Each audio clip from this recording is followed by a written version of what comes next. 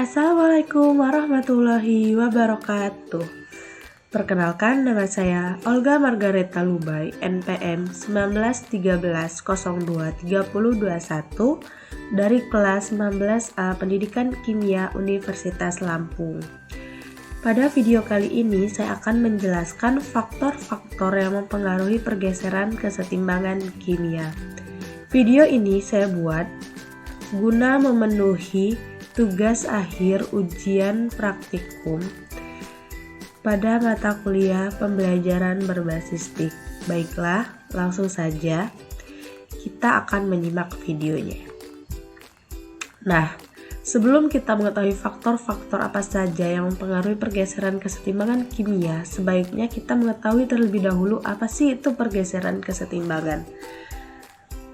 Suatu sistem kesetimbangan itu dapat berubah jika mendapat pengaruh dari luar. Nah, perubahan ini bertujuan untuk mencapai kesetimbangan baru sehingga disebut pergeseran kesetimbangan.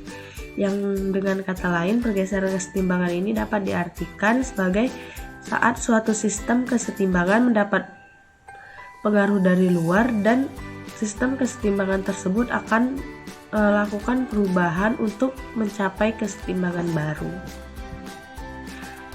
Hal ini sesuai dengan penemuan yang dilakukan oleh Henry Louis Lechately yang kemudian dikenal sebagai asas Lechately, yang berbunyi, jika suatu sistem kesetimbangan mendapat pengaruh dari luar, maka kesetimbangan akan bergeser sehingga dapat meminimalisir pengaruh dari luar tadi. Dengan demikian, sistem akan memperoleh kesetimbangan kembali. Selanjutnya itu terdapat 3 faktor yang mempengaruhi pergeseran kesetimbangan kimia yang meliputi konsentrasi, suhu, tekanan, dan volume.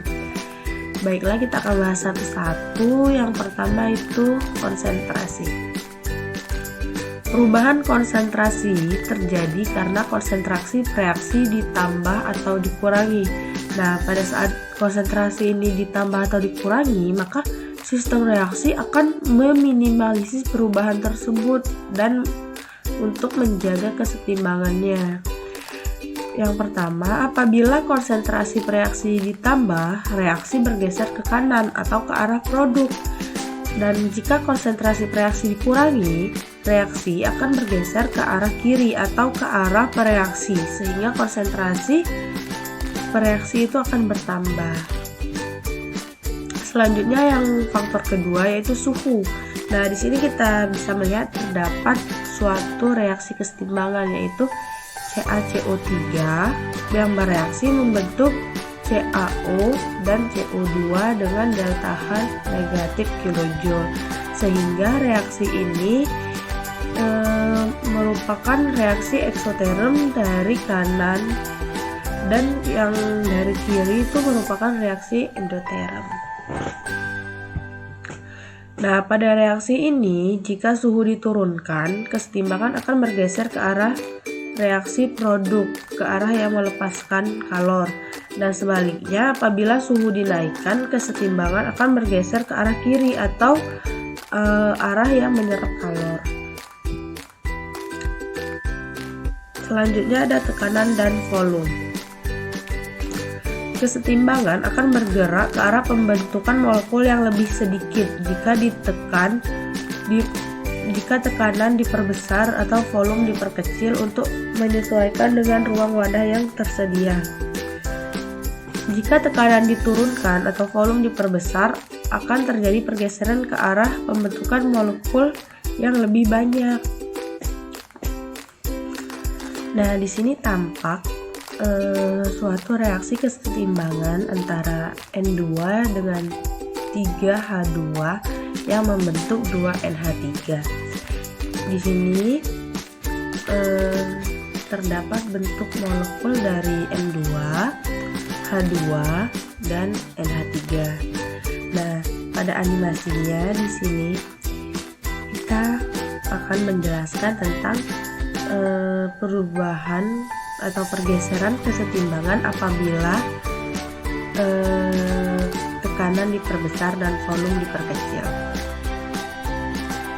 mula-mula kita akan mengetahui terlebih dahulu berapa koefisien dari sisi sebelah kiri dan sisi sebelah kanan dari reaksi ini. Nah, pada sisi sebelah kiri itu terdapat 1 molekul N2 dan 3 molekul H2, sehingga di sebelah kiri ini terdapat 4 koefisien, sedangkan pada sisi sebelah kanan itu hanya terdapat 2 koefisien, sehingga di sini kita bisa tahu bahwa apabila tekanannya ditambah maka pergeseran kesetimbangan akan ke arah produk atau ke arah kanan. Nah, di sini pada animasinya bisa dilihat pada mula-mulanya itu terdapat 2 molekul N2. Lalu pada saat setelah ditekan itu terdapat 1 molekul N2 dan jika kita lihat juga pada molekul H2 mula-mula itu terdapat 3 molekul H2, namun pada saat setelah mengalami perubahan tekanan itu molekul H2 hanya terdapat 2, sehingga bisa kita simpulkan bahwa konsentrasi zat di kiri itu berkurang. Nah, kita bisa lihat juga pada molekul NH3 mula-mula itu terdapat 1, 2, 3, 4. Terdapat 4 molekul NH3 yang kemudian setelah mengalami perubahan tekanan maka terdapat 5 molekul NH3, sehingga bisa disimpulkan bahwa konsentrasi zat di kanan itu bertambah. Seperti itu, sehingga bisa disimpulkan bahwa apabila tekanan ditambah dan volume diperkecil maka konsentrasi zat reaksi atau zat di kiri itu berkurang, sedangkan konsentrasi produk atau zat yang di kanan itu bertambah. Seperti itu. Selanjutnya di sini ada beberapa contoh soal yang apabila kita jawab akan langsung memberikan hasil. Misalnya di sini terdapat pertanyaan berikut yang bukan merupakan faktor yang mempengaruhi pergeseran suatu kesetimbangan kimia adalah. Nah, di sini terdapat tekanan, konsentrasi, suhu, dan katalis. Apabila kita memilih katalis, maka hasilnya adalah benar. Selanjutnya kita disajikan foto seorang tokoh yang kita akan menyebutkan prinsip apa yang dikemukakan oleh tokoh ini. Misalnya kita menjawab nama si tokoh saja misalnya.